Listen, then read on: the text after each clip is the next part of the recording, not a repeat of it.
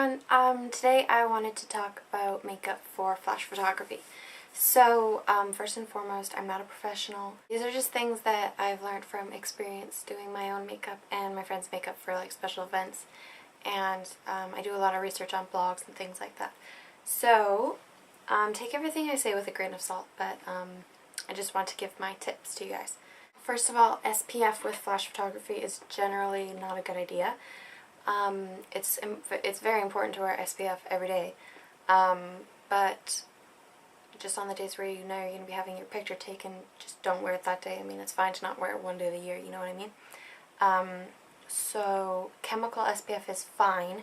However, most SPFs that people own are physical SPFs, so that means that they contain minerals called titanium dioxide and zinc oxide, and these minerals physically block and reflect UV rays, and similarly they physically block and reflect the rays of light that come from flash photography. So that's why a lot of the time you see people who have their photos taken and their face just looks white because they're wearing a foundation or something that has SPF in it. When you're having your photo taken, try to find a foundation that has no SPF. Like, don't use a primer with SPF, don't use a moisturizer with SPF.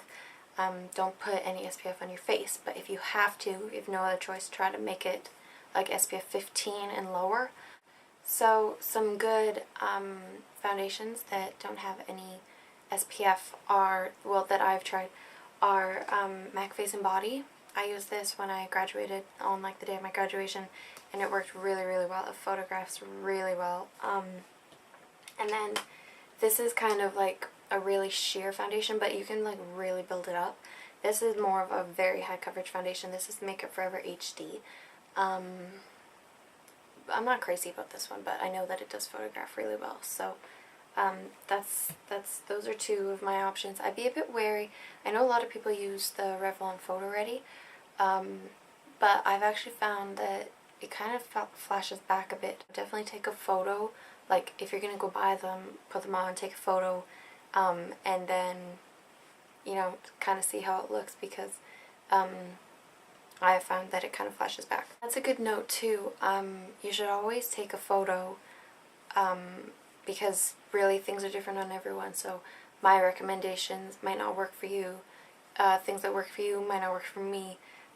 So it's really important, if you are doing this for like a big event, do your makeup and then take a photo.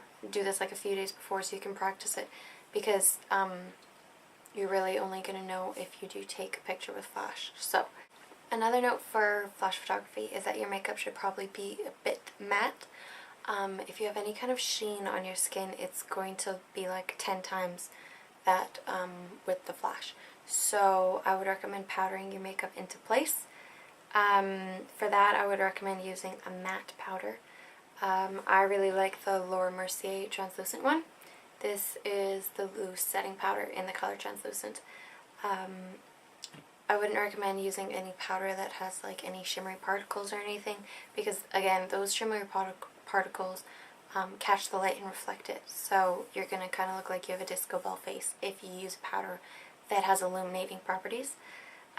Silica powders are kind of tricky because when applied properly, they can be completely flawless, but you really have to know how to apply them. I know Makeup Forever, like the powder that goes with this, like the HD powder,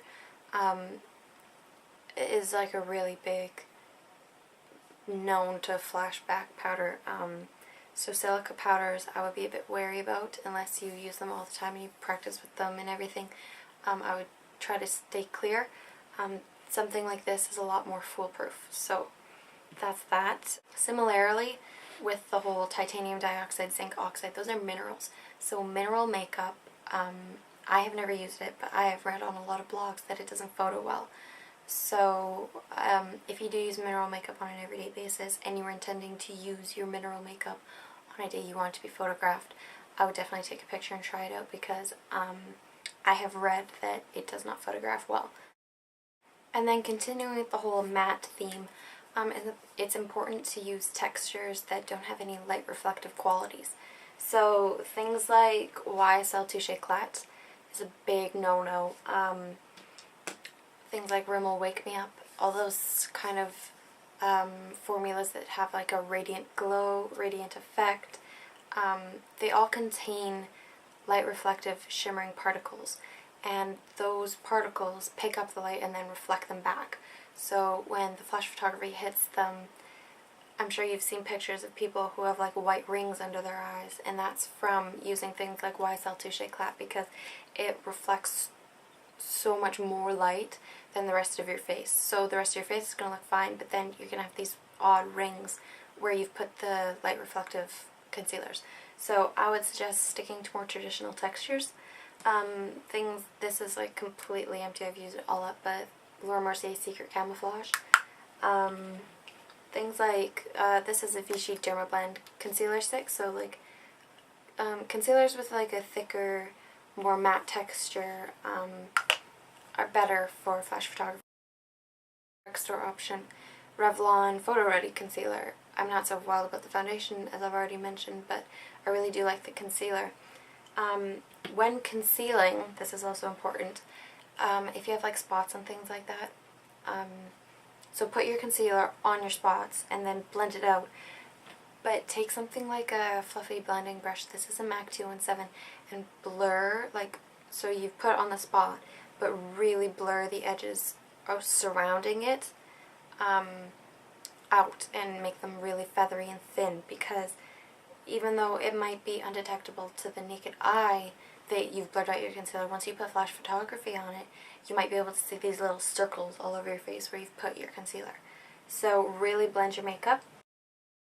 After you've powdered your face and you've made it quite matte, if you do want a glowy skin look, you can just put the shine back where you want it.